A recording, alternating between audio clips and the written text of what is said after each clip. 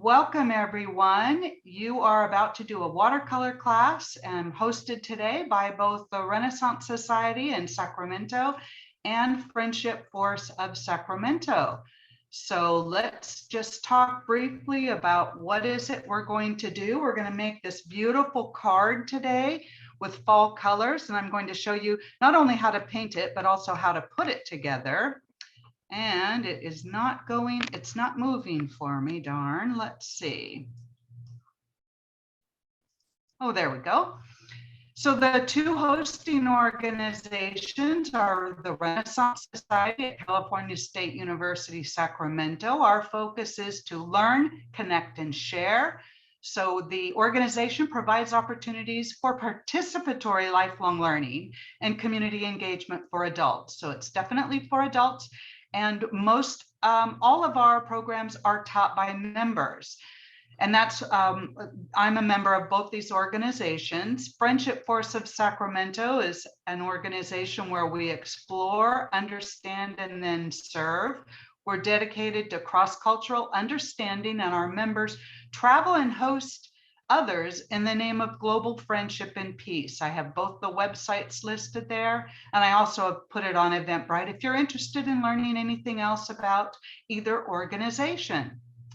Our recorded events are uploaded onto our YouTube channel. The easiest way, once you're on YouTube, is to search Renaissance Cafe, and then you'll see the Renaissance Society with all of our programs that are open to the community.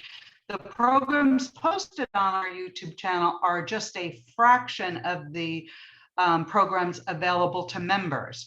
Now, I do want to give credit to the artist that I learned from, and that is Emma Lefebvre. I will put this in the follow-up email that I send out to everybody who registered, because she's wonderful. And I follow many artists, but I just love this one because it's so simple. And I wanted to give you a link because she actually did, I think, 3 cards in this short 20-minute video.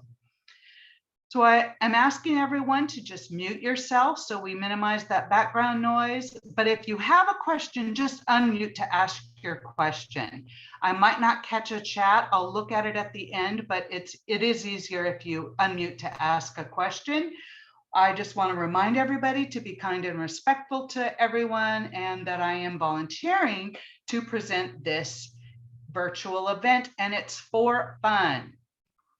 I believe if you've been on any of my classes before, you know that I have a strong feeling and a belief that everyone is an artist. And it doesn't matter how much experience you might have, we're all artists. And what's interesting is that we believed we were artists until we were in about maybe sometime in grammar school, 3rd or 4th grade, maybe, where all of a sudden you started comparing your work to others and said, oh, you know what, I'm really not that. Oh, theirs is so much better. Don't do that. Don't do that at all. Just look and be creative yourself and have fun. That's what we're going to be doing today. Now, I'm hoping that the spotlight shows the like my hands in the camera now. Is that correct? You can either nod or, okay, perfect. All right, so let's wet up our colors, or in the watercolor world, it's called activating your paints. So I'm just going to use, oh, you know, any fall colors you want. Again, no right or wrong. I'm going to put in some water for my browns, my yellows. I have 2 greens here. I may actually mix a little color here in the middle. I'll show you if you have a color that maybe you think's too bright. There's ways to mute that if you want a more muted color. Now, the painting that we're doing is very, very simple. It's basically dotting paint on, all right? And when you get really close, you go, well, there's no real talent there at all. That's correct.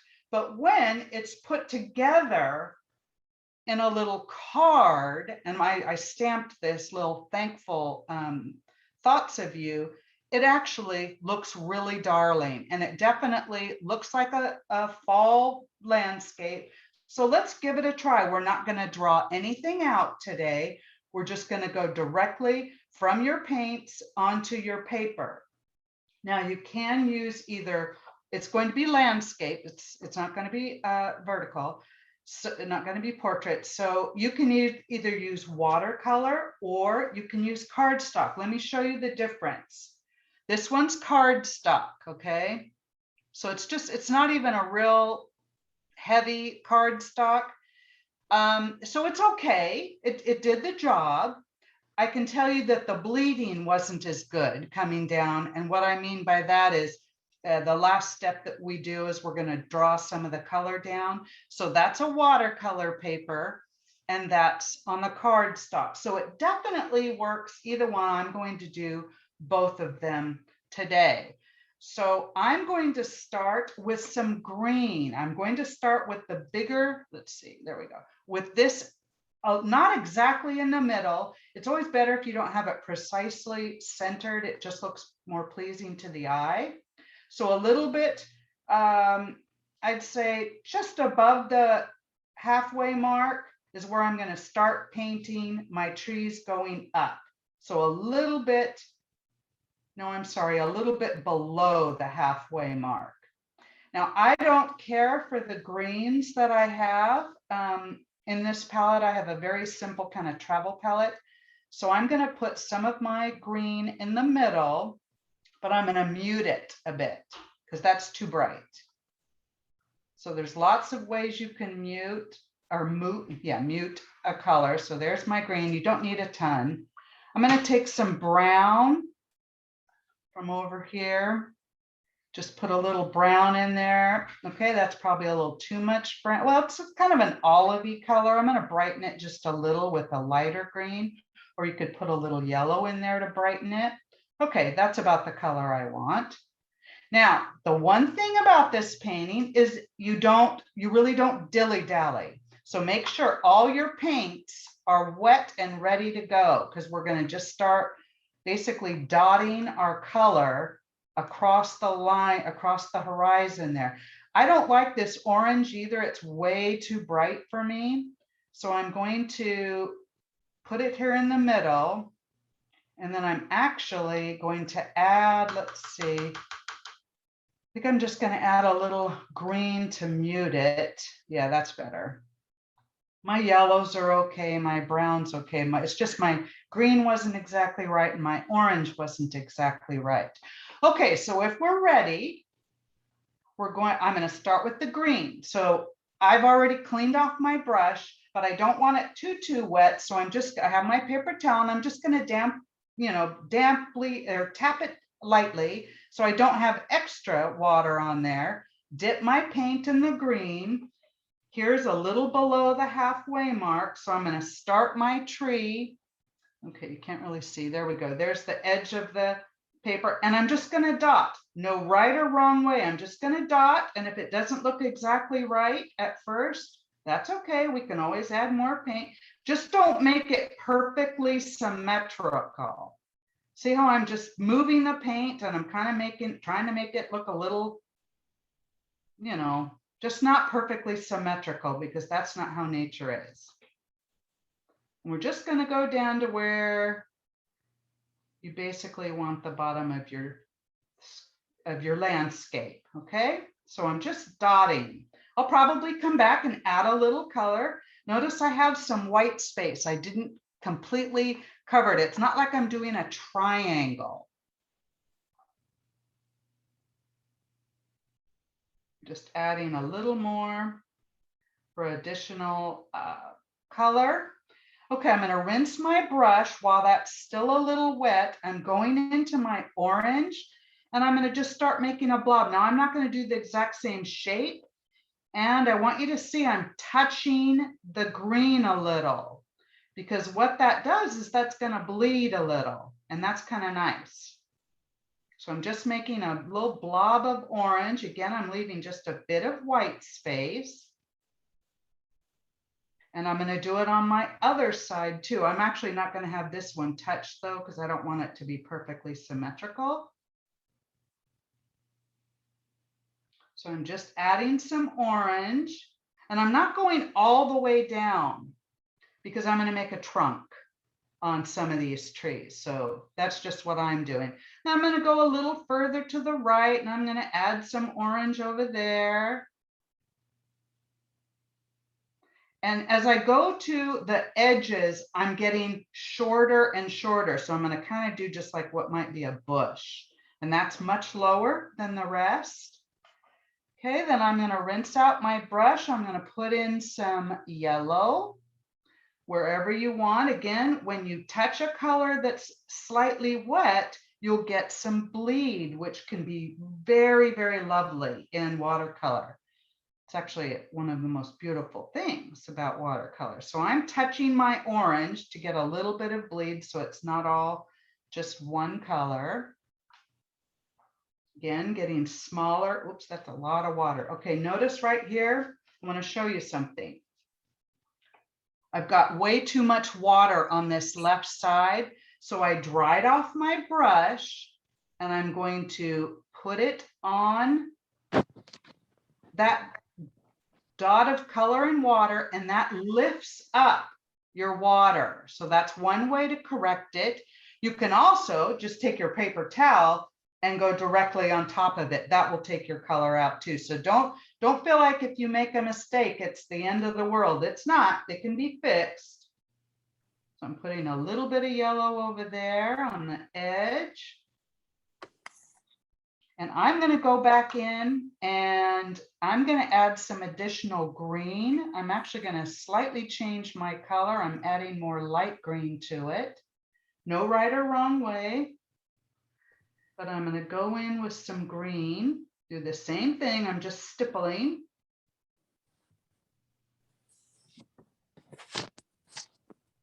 I'm trying to make a little bit of a different shape here.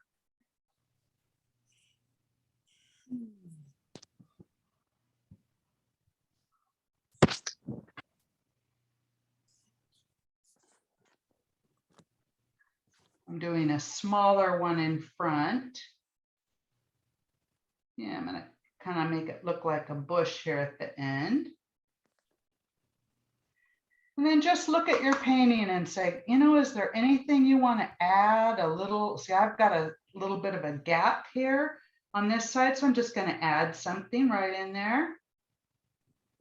I'm actually going to put, I think, a couple of colors. Okay, now we don't want it all to dry, but mine's getting pretty dry. I'm going to go back in and get a little bit of brown. This is if you want to, on the tip of my brush, and I'm just going to make some tree trunks, very just, you know, kind of the illusion of a tree trunk on a couple of these trees. Oh, I see another gap over here. Actually going to put a little red.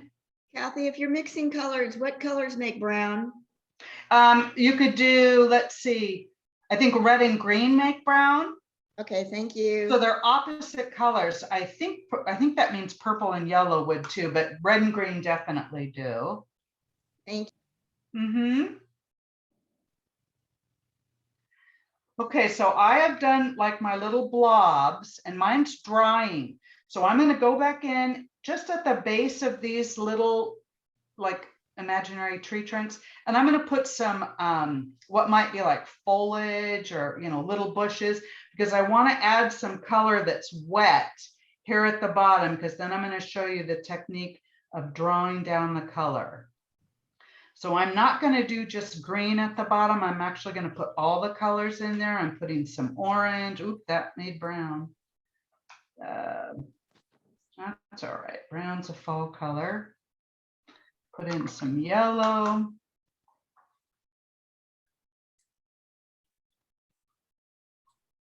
Just kind of along the bottom.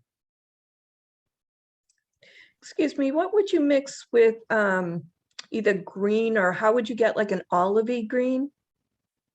I put in some very light brown with my green, or yeah, I put in this color. Oh, you can't really see the color, but it's like a oh, I can't think of the actual name of it, but it's like a yellow brown is what I added to make it olivey. But you could put in like a tiny bit of orange and see what happens. Okay, let me do this next step before it all dries. So I've got the foliage at the bottom, or the bushes. Now I've cleaned my brush and it just has wet water on it, okay? But there's water on there, it's not dry. Then I take my brush and I just let the tip go along where there's color, okay? My fall bushes at the bottom. And when I tip that, so I'm holding it vertically, I get a little bit of a bleed. Now I'm going to add some more green because I didn't have enough green here. So it's not bleeding.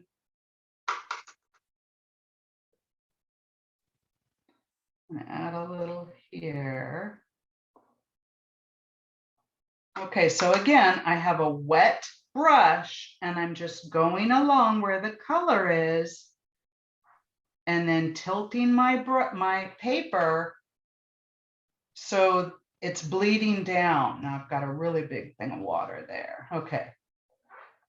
That's just to kind of have it kind of just bleed out. It gives a nice soft color. Okay, so that's what mine looks like there at the bottom. So you can have your bleed go as far as you want. It's just you would add more color. Okay, now that's basically it. What I'm going to do is I'm going to do another one because this is such a fast card. And I'm going to do this one on card stock, not the watercolor paper, so we can see a little bit of the difference. Okay, I pretty much used up the green, so I need to mix a tiny bit more. It's a little too green, so I'm going to add some of my yellow brown. I think that's might be sepia is what it's called. Okay, and the quicker you move, the better it works in terms of bleeding. So I'm going to start. Here's about where I'm going to have the base. So I'm going to start with my tree a little on the left. I'm just dabbing.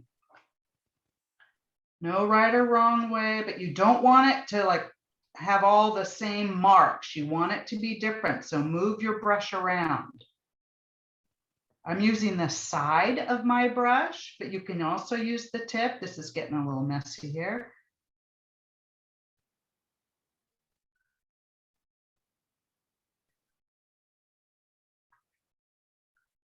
Adding a little more.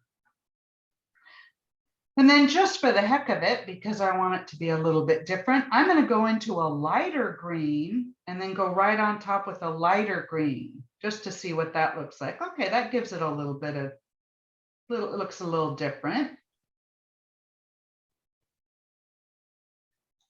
And then I'm going to go in, rinse that, and I'm going to get some of this much darker green. I'll put that along the bottom as though it were shadowed.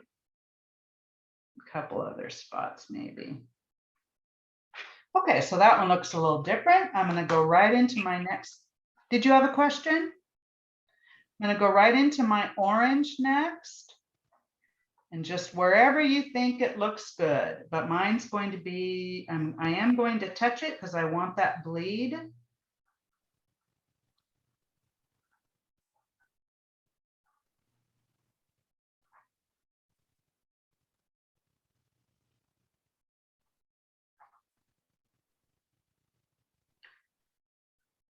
Wherever you want the other trees in your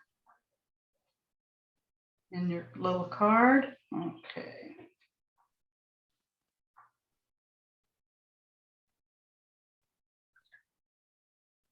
Okay, and that one I'm going to put a little bit of yellow too, just so it's a little different.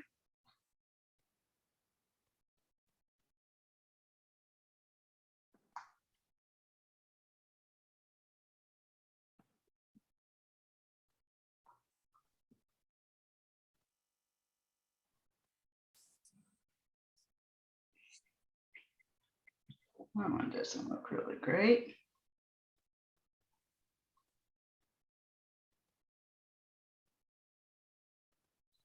You see, I'm just going very quickly, no right or wrong way.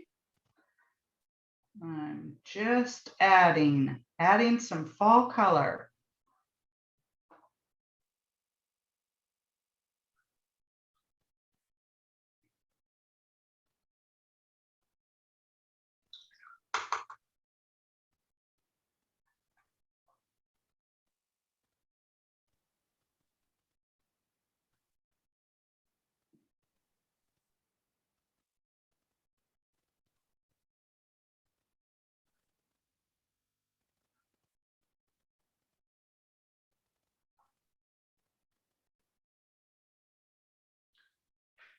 Okay, and when you've got the trees on, remember we go back with a brown and do a thin little line for part of the tree trunks, just the illusion of a trunk. And I actually don't do that one on my big tree. But for some of these, I'm just going to do a little tree trunk. Make sure you've got some color on the bottom. I'm adding a little red in this one.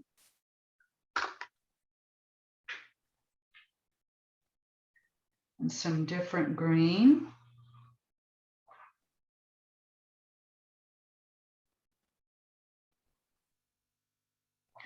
Okay, I've got my landscape. I clean out my brush. I keep water in the brush.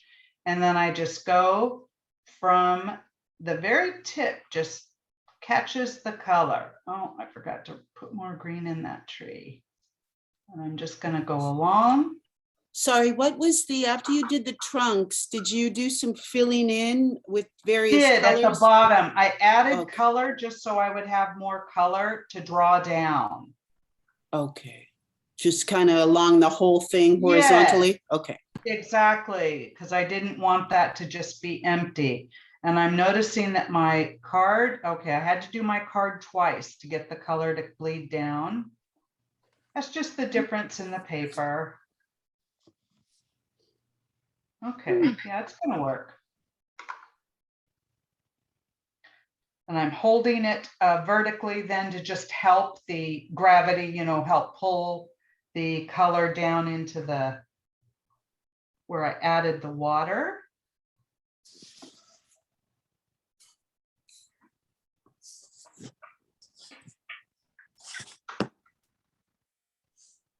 and then, sorry, after you filled it in, then what did you do?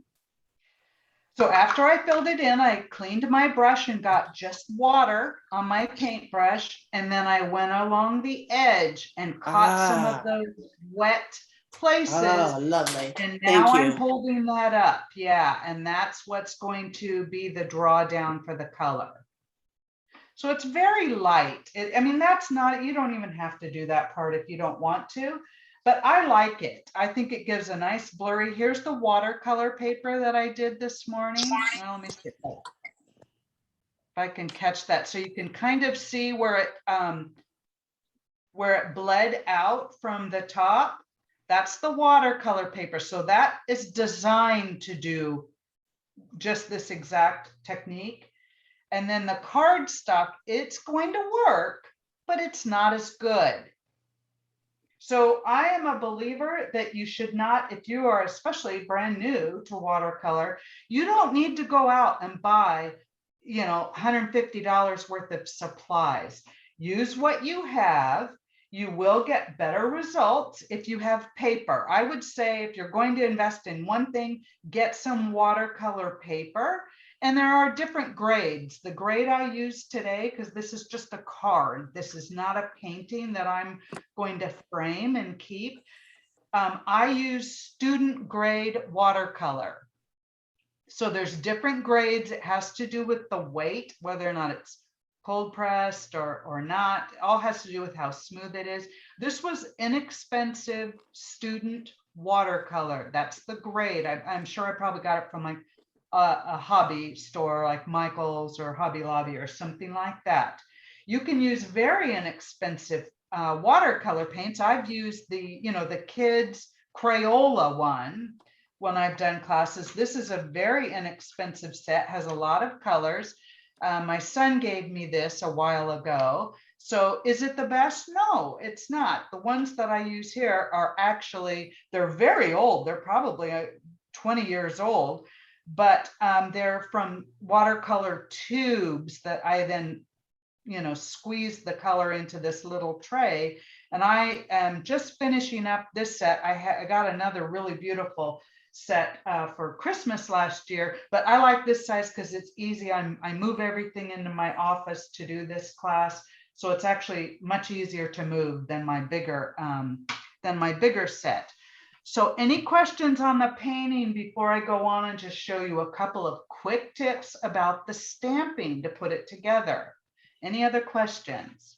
Yes, I wanted to ask, did you say something that you went back into the trees? I added a little bit of color. Color, okay. And you can do that. Like, here's the one I did earlier today. And this green is a little faint, okay? A couple of the colors. So I can just go back into my colors that I've already made, and I can do like a second layer on top just to give it more of a richness. Also, yours are a little bit more blurred. Mine look more like, random dots. Maybe just add a little water to blur it up a bit. Yes, yes. Okay. And do it right now, so it kind of helps blur out basically. And this orange is a little light, so I'm going to put a little more orange color in there just to make it a little more vibrant. That just means I add a lot of water in my paint. So adding in another little bit just helps darken those colors. It looked lighter on the watercolor paper than it did on the cardstock. So that's kind of interesting. Okay, so now, any other questions on the process to paint? Super simple. Yes. I knew. Sorry? Yes. Okay. So I came a little late, and yeah, I'm using, I don't know what it is. I'm using like a cartridge paper in a pad that I was given in a project, and it's kind of bleeding. So I didn't realize it was watercolor. I'm using acrylic. So I'm having a little bit of a problem. Should I give up?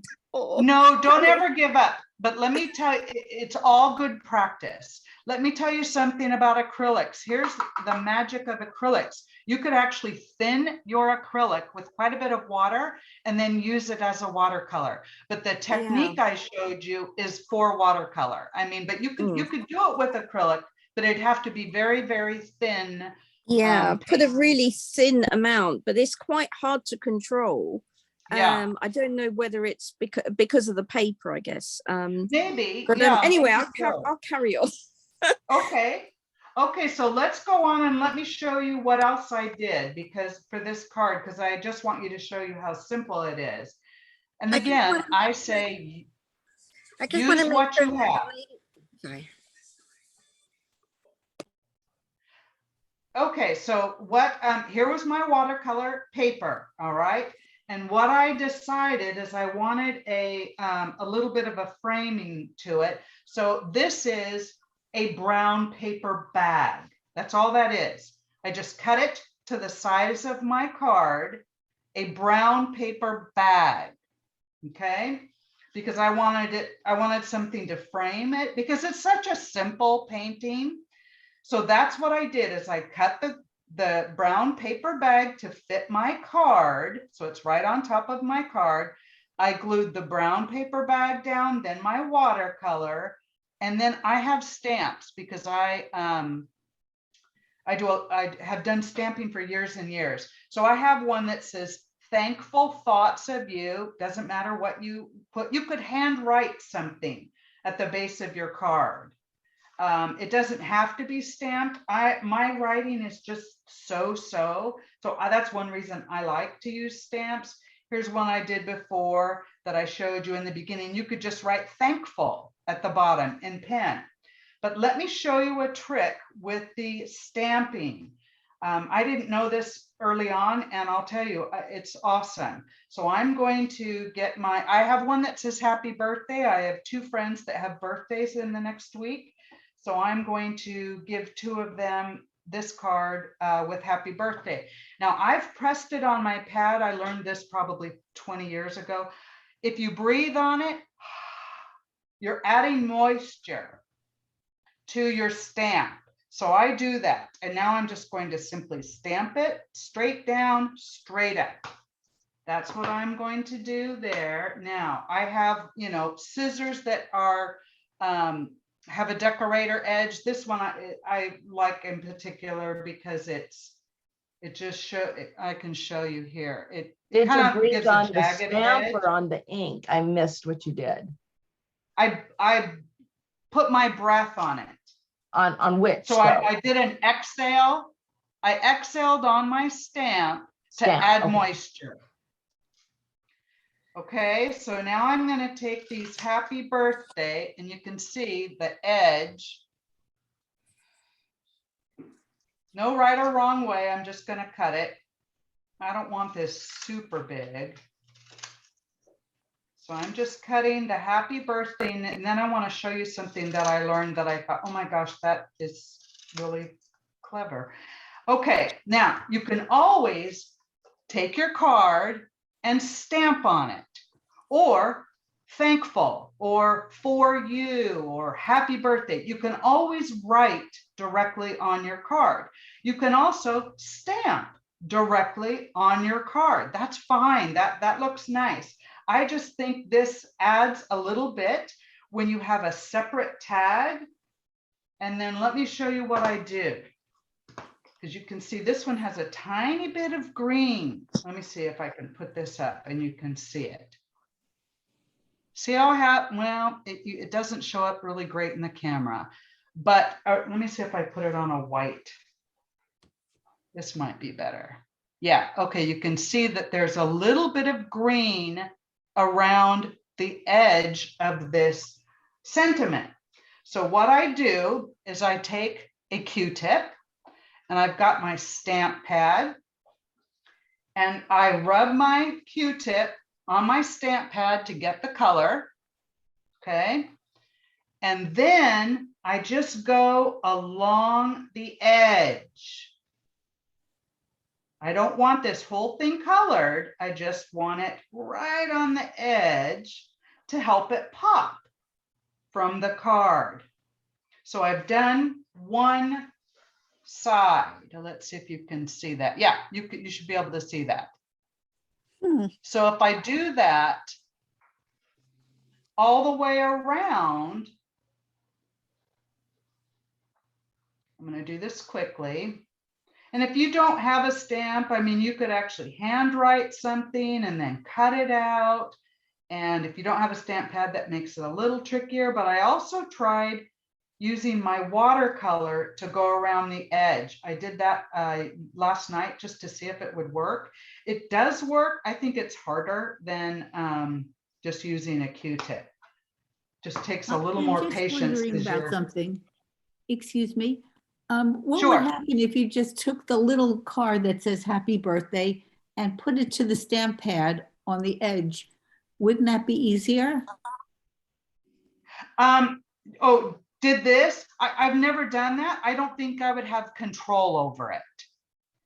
But you could try it. You could definitely try it. So let me show you then. I tend to use two-sided tape just to pop that out a little bit. Rather, you could glue it on there, but I like it when it's a little bit out.